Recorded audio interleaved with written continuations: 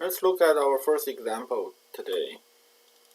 So this is a Kattis problem, and it's very imaginatively named the single source shortest path.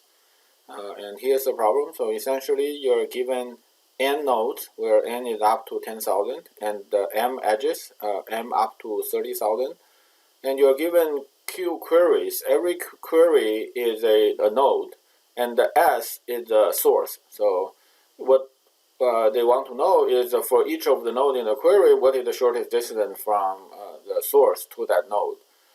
So the way to solve this problem is we first compute the shortest distance from source to every node, and then for each query, it's simply a lookup from the distance array.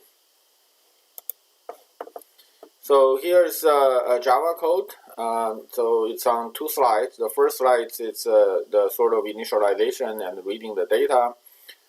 So we read in the number of nodes and create the array for the distances. And then we create an adjacency list representation for the edges in the graph. So it's an array list of an interarray. So each interarray is a two-element array that represent the edge, which is the destination node, and the weight. So this is also part of initializing the array list for the adjacency list. And we also initialize the distance for every node to be a value large int. So large int is, in my code, in my template, is defined as 10 to the 9 plus 7, because that's oftentimes used as a modulus when counting a very big number. So here, it's one sort of possible bug is you initialize the distance using integer.max value. Because we are going to we're going to do distance add something, so there may be so for Dijkstra that may or may not be a problem. Let's see actually on the next slide whether that is a problem or not.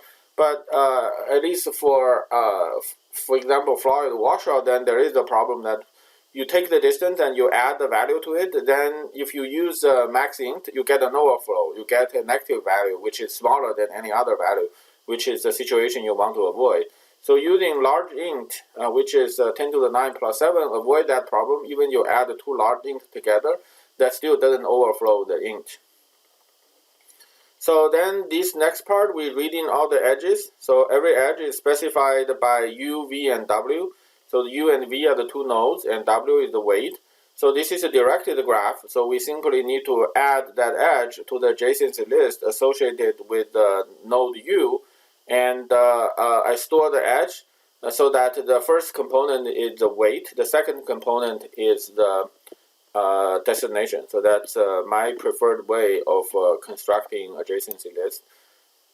So this slide gives the Dijkstra code using the Java PriorityQueue implementation.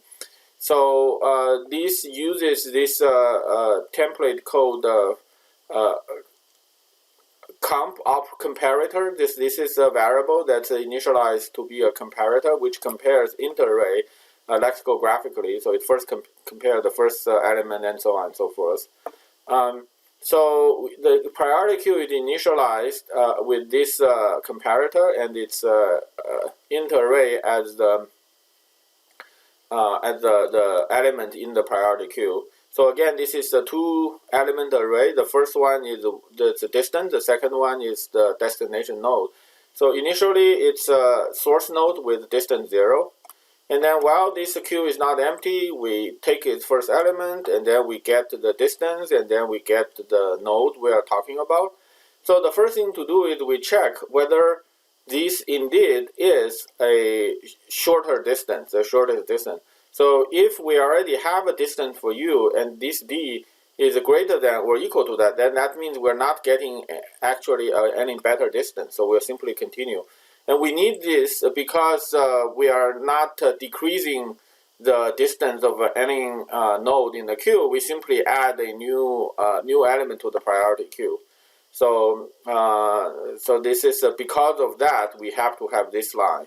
So if we pass this line, that means that we have find the shortest distance for the node u. So we update that, and then we check all the neighbors of u and see whether that gives a new smaller distance.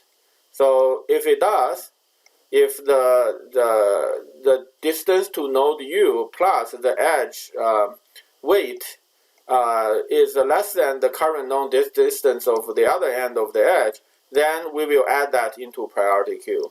So this is the distance, and that is the node. So because of this code, one node may be added to the priority queue multiple times.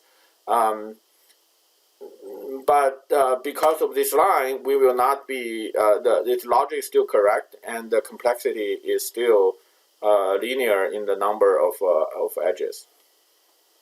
That's it.